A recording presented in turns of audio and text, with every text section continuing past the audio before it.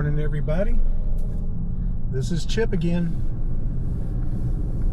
Today I had an idea that I really wanted to share with y'all after noticing something that goes on with people. I've noticed it first in my family, and then in my friends and in other people's networks.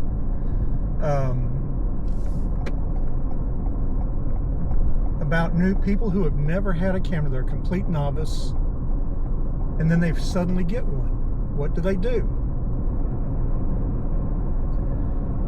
A lot of people will have never had anything more than a cell phone as far as a camera goes, and those do nice shots, but there's sometimes you just want the bigger camera. You want the things that has the zoom lens and able to do certain things that you can adjust into it. The problem is you need to grow into that. So today what I wanted to talk about was why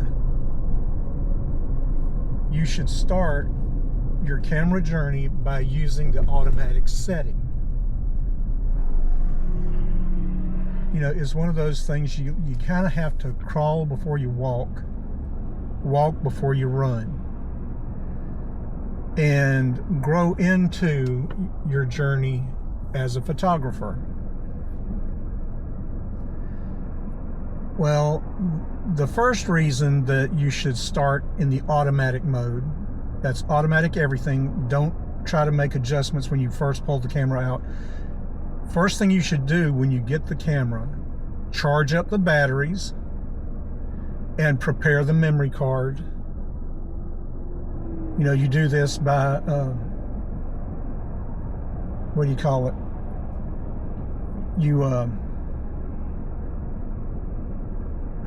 I can't remember what but you basically, you run a defrag on the card. You prepare it for use. Then you install the card and you install the battery, turn the camera on, and just point the camera at something and push the shutter button. Just start taking pictures. Don't try to make any complex adjustments to it. Don't listen to what these people on Facebook and Instagram tell you about set it to this and set it to that and do this and do that until you get comfortable with your camera. And that's the first reason why you should start in the automatic modes, to get comfortable holding it, pushing the shutter button,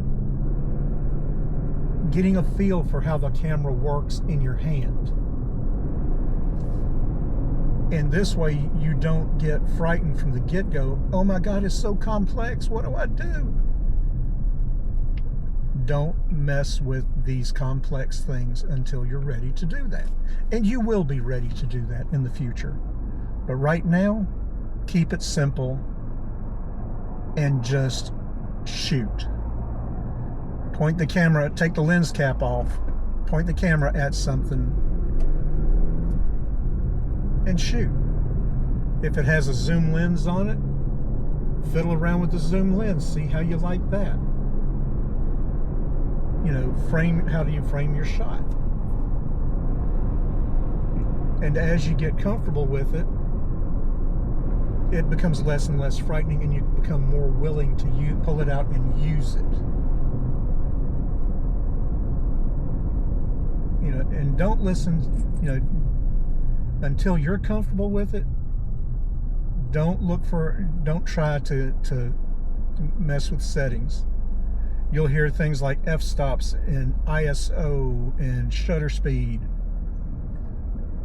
Until you get used to the camera, don't even worry about that. Just go out and shoot something. And then another thing is, and this probably to me is, you know, once you get comfortable with the camera, I want you to think about what you're seeing through the lens. I don't want you thinking about all these adjustments right now. I want you to think about the image. How do I get that image that I really, really want? And the way that it all starts with, what do you see in the frame? You know, do I have enough space to get the shot that I want? Have I cut people's heads off, or, you know, are their arms and legs in frame or out of frame? Things like that. Am I getting a shot that's really inappropriate? You know, what do I see that I like? What do I see that I don't like? You know, don't worry about, is my background blurry enough, because that will come with time when you learn how to adjust the camera. But in the beginning, don't even think about that. Just go shoot. You know, and then as you get comfortable with it, you know, and you start, you know, by now you should know how to get to certain places in your camera so you can make adjustments. And I always like starting with, you know, when you get there, leave the ISO in automatic. Do not put it in at ISO 100 like a lot of people will tell you. That's old information and it's outdated. That goes back to film. It does not apply to modern digital cameras. The native ISO range in a lot of cameras runs up to something like 3200 at least. So you can't really gauge that old worn out advice with modern technology. It just doesn't stand up. And if you do that, you're going to wind up with a lot of unusable images that you're going to be miserable with. Leave your ISO in automatic mode until you get a handle on other things. Then the first thing I like to study after that is shutter speed. Most cameras have a shutter priority mode where you adjust the shutter speed. And the reason you want to do this is you want to see where motion blur occurs. I have a condition called essential tremors. That means I shake a little. If I have my camera down to 1/60th of a second, there's going to be motion blur. But I found that if I keep my shutter speed up around 200, I don't have a problem hand holding most images. I don't have shutter. I don't have that motion blur from my essential tremors, but it does require that I have a shutter speed that's well over 150. You know, then from there I like going into and studying up on depth of field. And one of the ways they will tell you to study up on, well, not even depth of field, is aperture. How does changing the aperture change your change your image? Well, if you've got a fast lens like what the classic Nifty 50, which is usually a 50mm 1.8, f1.8, you know, you get down to 1.8, you're going to have some soft, creamy backgrounds. The problem is that in most shots, you know, you want to focus on the near eye. But if you don't have that focus point right on that near eye, if it's on the tip of the nose instead, that's just enough distance off that the eye is going to be out of focus. So that's why I like shooting a lot of times. If I'm shooting portraits, I'll shoot at 3.8 instead of down at 1.8. I'll get it up just high enough to where I've got a little more depth. I still have a nice soft creamy background, but I have a little more depth to work with. So, you know, that's one of the reasons you do that. Also, if I'm shooting landscapes, if they're close landscapes, I'm at about f8. If it's a lot of distance in that, I'm up around f16. You know, so it all depends on what I'm trying to do as to why I might have my aperture wide open or closed down. Also, you know, with the aperture, you know, sometimes you just don't have enough if I'm up at f8, and I'm shooting at in a low light situation, I'm going to have some real high ISO and a wide open aperture. And I'm going to have to be very clear about what I'm shooting to make sure that I have my subject in focus. Because the image, of the wide open aperture and the low light and the distances involved, it's going to be a soft image. You just can't help it, but it can be a usable image. So, but these are things that you learn as you go along. Then once you've got a handle on shutter speed and aperture, then you can start playing around with the ISO. The only reason my camera comes out of automatic ISO is when I'm trying to get a special effect, like slow motion, or what do you call it? Long exposure photography. When I'm doing waterfalls and I want that soft, dreamy water look, yeah, I want at least a 60th to a full second of exposure time. So what do? I put my camera down on ISO 100. I put my aperture up at almost as high as it will go. And if possible, I'll even use a neutral density filter to drop it down even further. And that way, when I'm shooting this waterfall, I'm getting at least like a full second of exposure time, and the water, any motion in that image is going to be blurry and soft. You can also do that same thing to limit the effect of people in a photograph. If people are moving through an image and you take a long exposure, a lot of times those people disappear. So, you know, that's one of the things that you can do with it. So there's a lot of reasons why you want to learn how to do these various manipulations of your camera. But before you get to those things, you need to take the time to get comfortable with your camera and develop your eye. And that comes about by starting in the fully automatic mode. That's automatic ISO and automatic picture taking. And let the camera do the thinking for you on the exposures.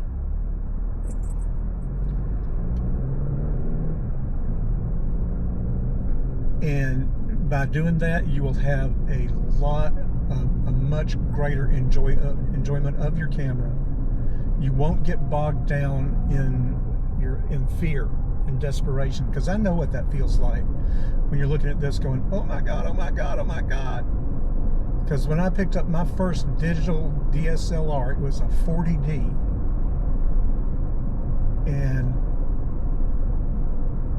I bought it right before my wife and I left on our honeymoon. And unboxed it, charged it up, got the memory card in it, and started looking at the manual.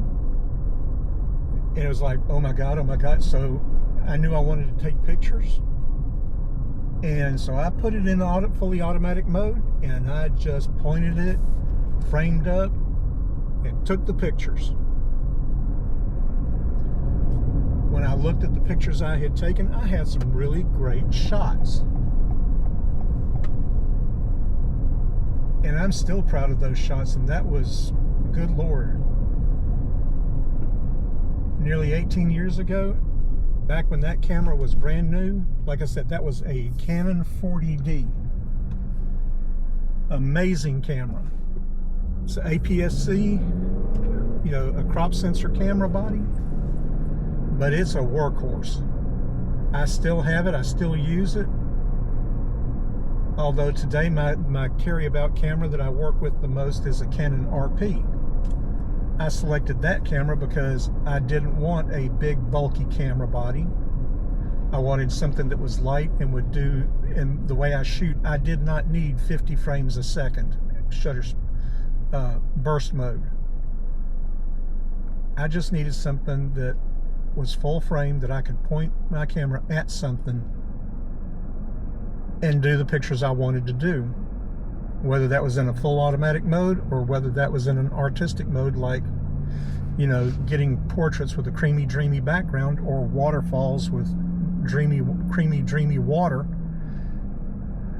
or deep landscapes that you could, you know, see the deer at 120 yards. You know, it just all kind of gets to that thing. You know, I've got anhingas, which are called snake birds.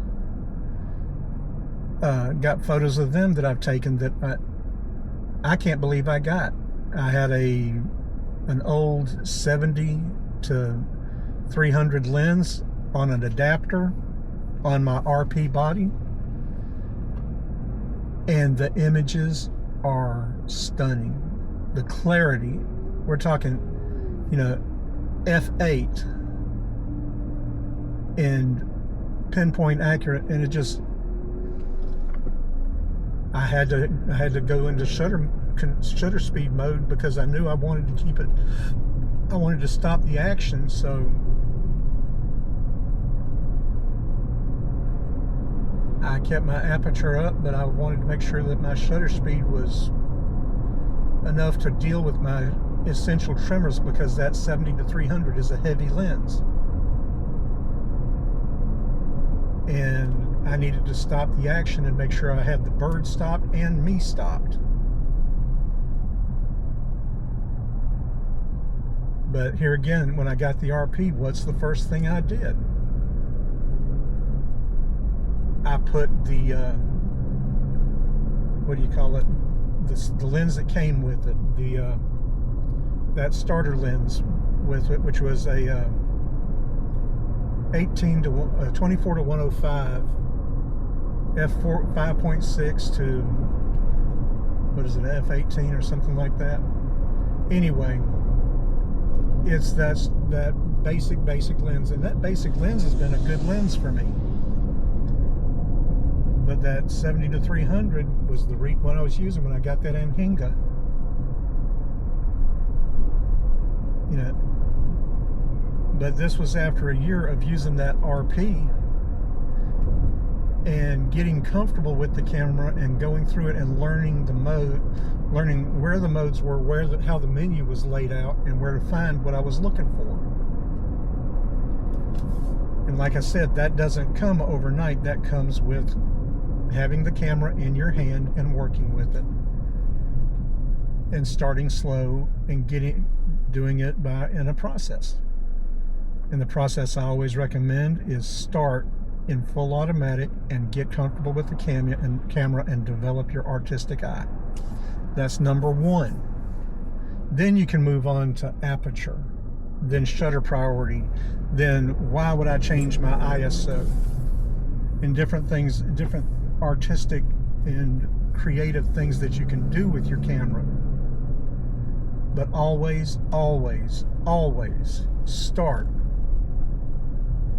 in the full automatic mode. That way you get comfortable with your camera and it becomes an extension of you rather than a dust collector. Anyway, y'all have a good day. God bless you, and go shoot some pictures.